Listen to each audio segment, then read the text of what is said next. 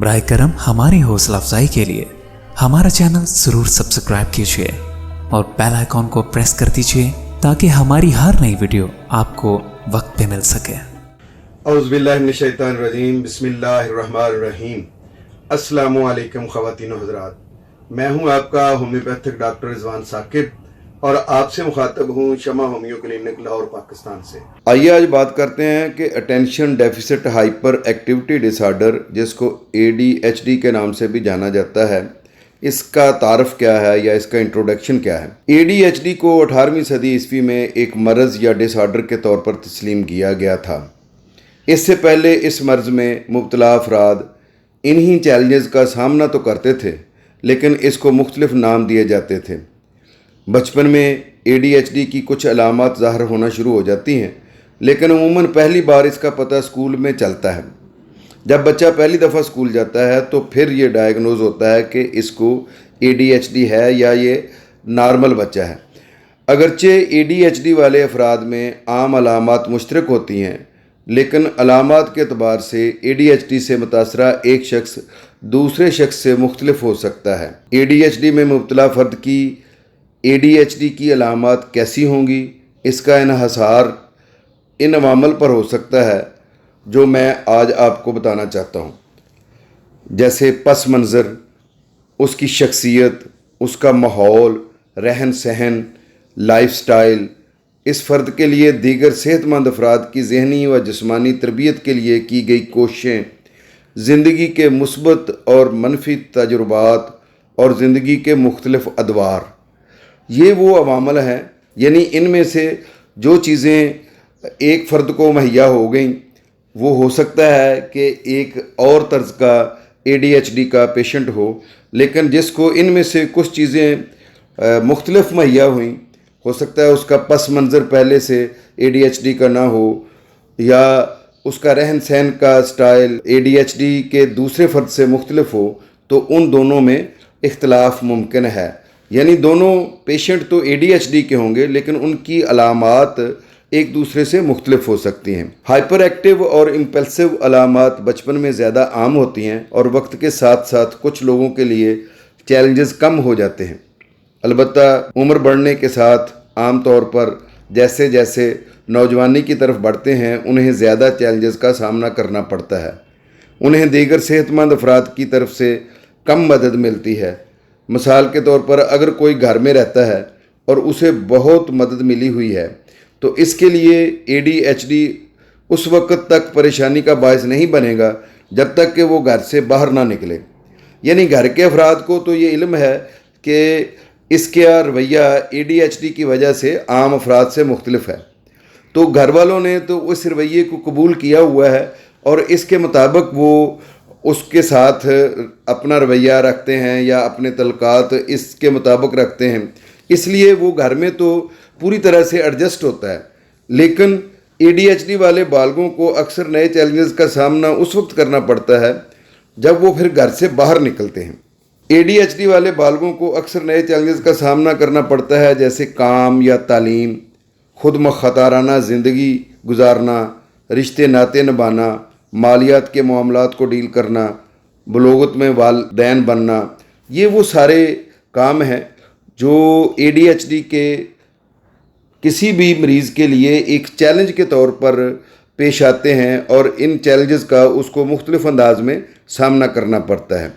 یہ چیلنجز کسی شخص کی زندگی کے لیے تناؤ کو مزید بڑھا سکتے ہیں، اس میں سٹریس بہت زیادہ ہو سکتا ہے۔ اس کا مطلب یہ ہے کہ ان کا ADHD عمر بڑھنے کے ساتھ مزید دشواریوں کا سبب بنتا چلا جاتا ہے۔ جیسے جیسے سٹریس میں اضافہ ہوتا ہے، ADHD والے افراد کے لیے اس کا سامنا کرنے میں شدید جدوجہد کرنا پڑتی ہے، جس سے وہ مغلوب اور بیمار ہو سکتے ہیں۔ ان کو اس تناؤ سے نکالنے کے لیے بروقت طبی امداد، تھراپیز اور کونسلنگ ضروری ہوتی ہے۔ والدین اور اساتذہ کو لگتا ہے کہ دنیا میں سب بچوں کا دماغ ایک جیسا ہوتا ہے، لیکن ایسا بالکل نہیں ہے۔ اگر کوئی بچہ دنیا کے بنائے ہوئے معیار پر پورا نہیں اتر پاتا تو والدین اور اساتذہ یہ سمجھتے ہیں کہ یہ اس کے رویے کا مسئلہ ہے اور وہ جان بوجھ کر ایسا کر رہا ہے۔ لیکن حقیقت یہ ہے کہ انسانوں کی دنیا میں دو قسم کے دماغ پائے جاتے ہیں، ایک کو न्यूरोटिपिकल और दूसरे को न्यूरोडाइवर्जेंट कहते हैं। हमारी इस दुनिया का निज़ाम न्यूरोटिपिकल दिमाग के मुताबिक बना हुआ है। यहाँ हर न्यूरोडाइवर्जेंट लोगों को निज़ाम के साथ चलने में बहुत दिक्कत महसूस होती है। ऐसे बहुत से लोग हैं जिनका दिमाग न्यूरोडाइवर्जेंट यानी ADHD है, लेकिन उन्हें इस बात का इल्म नहीं। इनके लिए तालिब इल्मी से लेकर प्रोफेशनल ज़िंदगी तक का सफ़र हमेशा कठिन होता है। वो ख़ुद को इल्ज़ाम देते हैं कि ये इनकी नाअहली है, लेकिन अगर उन्हें मालूम हो जाए कि इनका दिमाग बाकी के लोगों से मुख्तलिफ काम करता है तो फिर वो बेहतर हिकमत अमली के साथ न्यूरोटिपिकल वाले दिमागों की दुनिया में एडजस्ट हो सकते हैं और नॉर्मल इंसान की तरह ज़िंदगी गुजार सकते हैं। ये समझने की बात है कि हमारा दिमाग जो है वो हमारे इस माहौल और इस माहौल की रफ्तार कार के मुताबिक बना हुआ है, इसीलिए हम इसको न्यूरोटिपिकल ब्रेन के नाम से जानते हैं। लेकिन अगर किसी बच्चे का दिमाग इससे मुख्तलिफ बना हुआ है, वो इससे फास्ट चलता है, तो वो इस माहौल में एडजस्ट नहीं हो पाता, इसलिए उसको हम न्यूरोडाइवर्जेंट ब्रेन के नाम से जानते हैं। तो न्यूरोडाइवर्जेंट ब्रेन जो है वो ज़ाहिर है कि ADHD के बच्चों का होता है, और वो थोड़े हाइपर भी होते हैं और थोड़े इम्पल्सिव भी होते हैं और थोड़े अटेंशन डेफिसिट भी होते हैं। तो इन सारी चीज़ों को साथ लेकर चलना बच्चे के लिए, या जब वो बड़ी उम्र में पहुंचता है, बुलूगत में पहुंचता है, तो उसके लिए मुख्तलिफ चैलेंजेस का बायस बनता है और उसको मुख्तलिफ किस्म के मसाइल दरपेश आते हैं। और उन मसाइल को हैंडल करने के लिए ना सिर्फ उसकी काउंसलिंग ज़रूरी है, थेरेपी ज़रूरी है, उसका होम्योपैथिक ट्रीटमेंट भी ज़रूरी है। लेकिन क्या न्यूरोडाइवर्जेंट दिमाग रखने वाले लोग बहुत ज़हीन होते हैं, या फिर ये महज फ़र्ज़ी बात है? अगर ये फ़र्ज़ी बात है तो कैसे हमें मुख्तलिफ शोबों में न्यूरोडाइवर्जेंट दिमाग वाले लोग इजादात करते नज़र आते हैं? अगर ऐसा ना होता तो ये लोग कभी इस तरह इजादात करते नज़र ना आते। यकीनी बात है कि न्यूरोडाइवर्जेंट ब्रेन वाले लोगों के अंदर भी बेपनाह सलाहियतें होती हैं। जब एक ADHD के हामिल फ़र्द से पूछा गया कि इसको इस मर्ज़ के साथ क्या महसूस होता है, तो उसने कहा कि हजूम में मुझे यूँ महसूस होता है जैसे किसी उड़न खटोले की सैर कर रहा हूँ। मुझे कोई भी काम कार के सफ़र की तरह महसूस होता है, यानी तेज़ी उसमें होती है कि जैसे मैं बड़ा ये तेज़ी से काम करूं या मैं तेज़ी से काम कर रहा हूं, और वहाँ पे उसे अपनी बेसब्री पर कंट्रोल नहीं होता। हमें कैसे मालूम हो सकता है कि कोई फ़र्द ADHD का हामिल है? ये जानने के लिए कि कोई फ़र्द ADHD में मुब्तला है तो हमें उसके अंदर कौन सी अलामात जो है वो देखनी चाहिए। याद रखिए, अदम तवज्जो मरकूज़ करने में मुश्किलात, हाइपर एक्टिविटी, बेचैनी और साकत बैठने के लिए जद्दोजहद करना, इस्तरारियत या बेचैनी, नताइज के बारे में सोचे बगैर चीज़ें कहना या करना ADHD के हामिल अफराद में पाया जाता है। लेकिन आम अफराद को भी ज़िंदगी के किसी न किसी मौका पर या बाज़ हालात में इन मुश्किलात का सामना करना पड़ता है। मसलन अगर कोई रात को ख़राब नींद सोया या कम सोया तो अगले दिन उसे तवज्जो मरकूज़ करने में दुश्वारी पेश आ सकती है।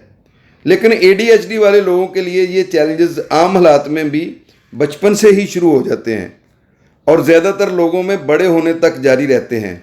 इनका तल्लुक़ ख़राब नींद सोने या कम सोने से नहीं होता या किसी वक्ती मुहर्रक से नहीं होता, बल्कि इनकी ये कैफियत मुस्तकिल तौर पर रहती है।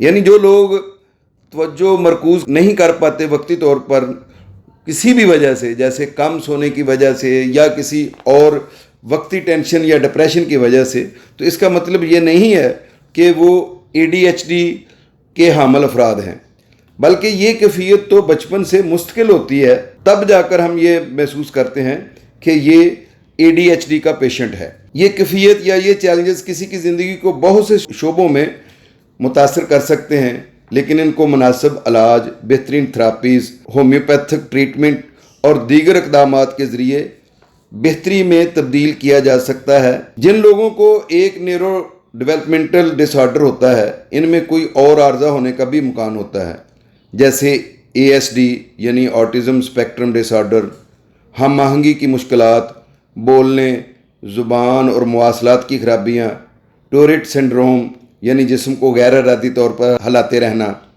पढ़ने में मुश्किल वगैरह, ये भी अलामात ऐसे फ़र्द में मौजूद हो सकती हैं जो ADHD में मुब्तला हो। अगर किसी को ADHD है जिसकी बर वक्त तशख़ीस नहीं हो सकी या मुनासिब तरीके से इसका इलाज नहीं किया गया, तो ये मुतासरा अफराद की ज़हनी और जिस्मानी तंदरुस्ती को मुतासर कर सकता है। ADHD वाले अफराद में अक्सर दीगर ज़हनी और जिस्मानी अमराज भी मौजूद हो सकते हैं, जिसकी वजह से ADHD को शनाख्त करना मुश्किल हो सकता है, लेकिन मुआलज अलामात का बगौर मुशाहदा करने के बाद बआसानी शनाख्त कर सकता है कि आया ये ADHD में मुब्तला है या नहीं। ADHD को सिर्फ किसी आर्जे के तौर पर सोचने की बजाय एक फ़र्क के तौर पर सोचना चाहिए कि यानी ये दो तरह के दिमाग होते हैं। हमारा न्यूरोटिपिकल ब्रेन है और जो ADHD का पेशेंट है उसका दिमाग जो है वो न्यूरोडाइवर्जेंट ब्रेन है। तो इस तरीके से हम सिर्फ ये समझ लें कि ये दोनों के दिमाग मुख्तलिफ हैं, बल्कि ये ना समझें कि ये बीमार है, बल्कि ये दोनों में एक फ़र्क है सोचने का, समझने का और करने का, जो दोनों में मुख्तलिफ है। तो ये ज़्यादा बेहतर है। ADHD के कुछ पहलुओं को आप बाज़ हालात या माहौल में ताकत के तौर पर भी देख सकते हैं कि उनके अंदर ऐसी बेपनाह सलाहियतें और ताकतें छुपी हुई होती हैं जो ADHD में मुब्तला होते हैं, जो आम फर्द में बाज़ औक़ात नहीं होती हैं। इनको हम महसूस कर सकते हैं, जैसे हाइपर फोकस यानी बहुत ज़्यादा तवज्जो देकर कोई काम करना। आम अफराद की निस्बत ADHD वाले अफराद इन चीज़ों पर हाइपर फोकस कर सकते हैं जिनमें वो दिलचस्पी रखते हैं, यानी वो बाज़ मौज़ूआत के बारे में बहुत बाखबर होते हैं, या जब किसी चीज़ के बारे में इनकी हौसला अफजाई की जाए और वो पुरजोश महसूस कर रहे हों तो ये अमर बहुत नतीजा खेज़ होता है। वो लोग इंतहाई कंसंट्रेशन से, इंतहाई फोकस करके किसी काम को अंजाम दे सकते हैं, बल्कि जिस पर इतना ज़्यादा फोकस आम इंसान नहीं करता, वो उस पर बहुत ज़्यादा फोकस करके उस काम को बहुत आसान अंदाज में अंजाम दे सकते हैं। ADHD वाले किसी भी किस्म के बहरान में बेहतर कारकर्दगी का मुजाहरा कर सकते हैं, यानी भी किसी भी हंगामी सूरत हाल में वो बाज़ औक़ात बड़े कारगर साबित होते हैं, बहुत मुफीद साबित होते हैं और आम लोगों से ज़्यादा बेहतर कारकर्दगी का मुजाहरा कर सकते हैं। जब सूरत हाल इनकी मुकम्मल तवज्जो का मुतालबा कर रही हो, तब ये भी अहम अफराद से बढ़कर और बेहतर रद्द-ए-अमल का मुजाहरा करते हैं। आम अफराद से बढ़कर बाज़ औक़ात ये ऐसा काम कर गुज़रते हैं जो इंसान के वहम गुमान में भी नहीं होता कि क्या इस हंगामी सूरत हाल से निकलने के लिए ये काम भी मुमकिन था या इतनी जल्दी ये काम हो सकता था। ADHD वाला शख्स मसाइल के लिए मुतबादल और तख्लीकी तरीके तलाश करता रहता है। ADHD वाले कुछ लोग इन खसूसियात को अपने फ़ायदे के लिए इस्तेमाल कर सकते हैं, जबकि दूसरे लोगों को चाहिए कि वो उनकी इन तख्लीकी सलाहियतों को जला बख्शने के लिए इनकी भरपूर मदद करें। बहुत शुक्रिया। अल्लाह हाफिज़। अस्सलामु अलैकुम। शमा होम्यो क्लिनिक अब ऑनलाइन चेकअप की सहूलत भी फ्राहम कर रहा है। दुनिया के किसी भी कोने से अब आप घर बैठे किसी भी मर्ज के बारे में ऑडियो और वीडियो कॉल के जरिए मशवरा कर सकते हैं। मजीद मालूमात के लिए राब्ता कीजिए 0303 7578 803 0303 7578 803।